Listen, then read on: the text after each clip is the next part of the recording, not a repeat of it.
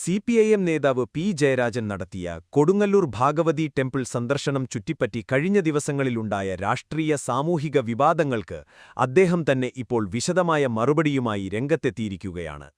താൻ ഭക്തനായി മാറി, രാഷ്ട്രീയ നിലപാട് മാറ്റി തുടങ്ങിയ രീതിയിൽ പ്രചരിപ്പിക്കപ്പെടുന്ന വാർത്തകൾക്കും സോഷ്യൽ മീഡിയ ചർച്ചകൾക്കും മറുപടിയായാണ് അദ്ദേഹം ഫേസ്ബുക്ക് കുറിപ്പ് പങ്കുവച്ചത്. ചരിത്രത്തെയും സമൂഹത്തെയും ജനവിശ്വാസങ്ങളെയും പഠിക്കുന്നതിന്റെ ഭാഗമായാണ് താൻ ആരാധനാലയങ്ങൾ സന്ദർശിക്കുന്നതെന്നും അതിനെ രാഷ്ട്രീയമായി വളച്ചൊടിക്കാൻ ശ്രമിക്കുന്നവരോട് സഹതാപം മാത്രമാണുള്ളതെന്നും അദ്ദേഹം വ്യക്തമാക്കി. സമീപകാലത്ത് കൊടുങ്ങല്ലൂർ ക്ഷേത്രത്തിലെ അദ്ദേഹത്തിന്റെ സന്ദർശന ദൃശ്യങ്ങൾ സാമൂഹ്യമാധ്യമങ്ങളിൽ വൈറലായിരുന്നു.